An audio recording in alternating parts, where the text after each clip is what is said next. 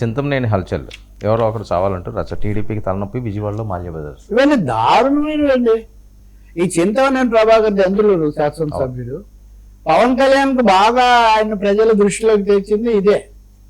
తాట తీస్తా ఉంటే అప్పుడు చాలా ఇదని వీళ్ళందరూ రెచ్చిపోయారు. ఆ వనజాక్షి మీద అదే ఆ ఉదంతం ఇదంతా చంద్రబాబు అప్పుడు ప్రభుత్వ ముఖ్యమంత్రిగా ఆయన నాన్న తంటలు పడి ఏదో సర్దుబాటు చేశారు. తర్వాత ఆయన ఇప్పుడు ఎమ్మెల్యే అయ్యారు.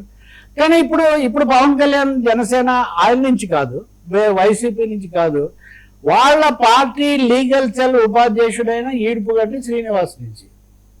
లీగల్ సెల్ ఉపాధ్యక్షుడు, వేరే కూడా కాదు. ఇక్కడ కొన్ని అక్రమాలు జరుగుతున్నాయి, ఇసుక తవ్వకాలు అవి ఇవన్నీ ఆయన మీడియా ముందు పెట్టడం, వెంటనే వైసీపీ వాళ్ళు దొరకనే దాన్ని బాగా హైలైట్ చేయడం, దీంతో పెద్ద ఉద్రిక్తత. మీరు ఈరోజు అన్ని ఛానల్స్లో మన దగ్గర కూడా మనం చూసుంటాము. వాళ్ళ ఇంటి మీదకి వెళ్తున్నాడు ఈ శాసనసభ్యుడు. వాళ్ళ పార్టీ లీగల్ సెల్ ఉపాధ్యక్షుడు ఇంటి మీదకి వెళ్ళి మాటికి ఇలా చేస్తావా, నువ్వో నేనో తేలిపోవాల్సిందే అనే పద్ధతిలో ఆయన మాట్లాడుతుంటే వాళ్ళ అమ్మాయి వాళ్ళందరూ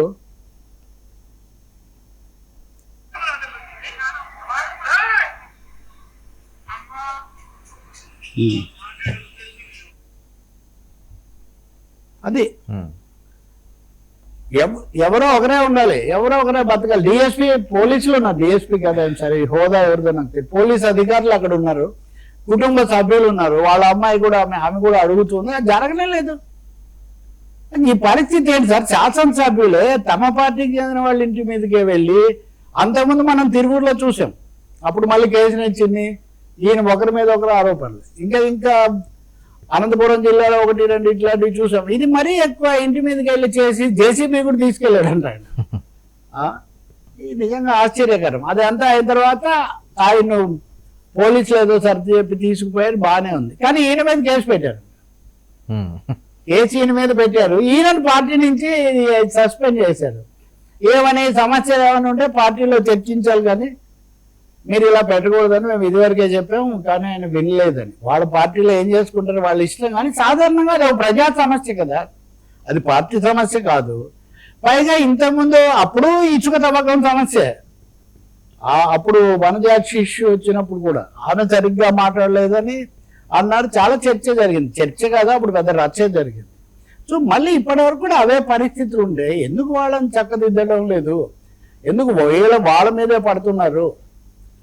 చెప్పిన వాళ్ళనే ఇలా చేస్తే ఇంకా రేపు ఇంకొకటి పార్టీలో, ఉదాహరణకు చంద్రబాబు నాయుడు గారే చాలాసార్లు చెప్తుంటాడు, శాసనసభ్యులు అంతా మేమే అనుకోవద్దండి, తప్పు చేస్తే వదిలిపెట్టేది లేదు, ఇదంతా మన కార్యకర్తలకు ధైర్యమే వస్తుంది.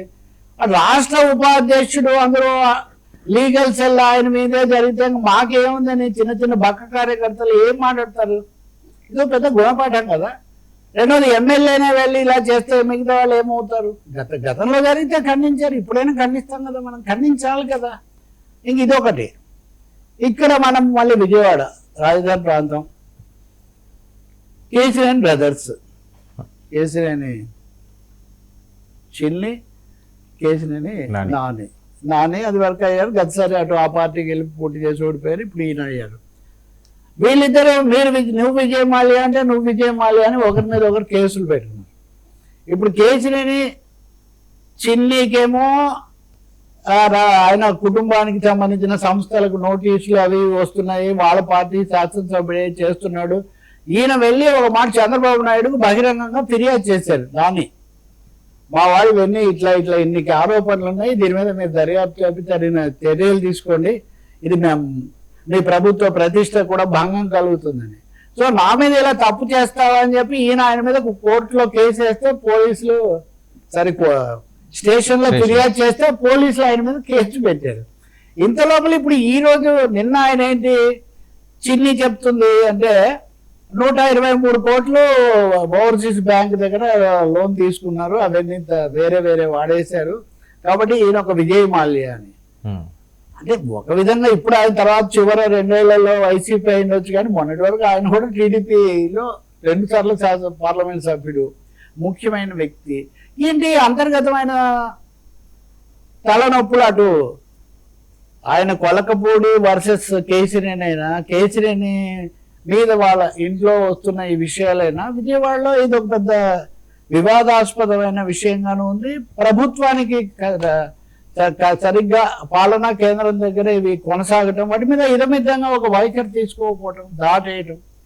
ఇంకోటేమో ఈయన వాళ్ళకి సన్నిహితుడు, వీళ్ళకి సన్నిహితుడు, కావాల్సిన వాడు అని ఒక పెద్ద బయట ప్రచారం హల్చల్లు. ఇప్పుడు ఆయన వర్గం వాళ్ళు, ఆ పార్టీలో కూడా ఇరు వర్గాలు ఉంటాయి విజయవాడ వరకు. కొంతమంది నిశ్శబ్దంగా ఉంటారు, కొంతమంది హల్చల్ చేస్తుంటారు. సో చాలా దీనికి చింతమనేని కేసుకి ఏం సంబంధం లేదు, కానీ తెలుగుదేశం అంతర్గతం అని చెప్తున్నాం. చింతమనేని కేసులో కూడా ఇటువైపు ఉంది వాళ్ళ పార్టీ వాడికి, బయటి వాళ్ళు అంటే వాళ్ళ మీద రకరకాల విమర్శలు చేయొచ్చు, ఆరోపణలు చేయొచ్చు. ఇక్కడ పరిస్థితి లేదే.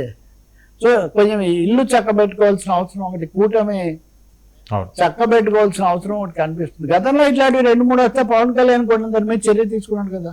మరి అదే పని తెలుగుదేశం పార్టీ ఎందుకు సూటిగా చర్య తీసుకోవట్లేదు?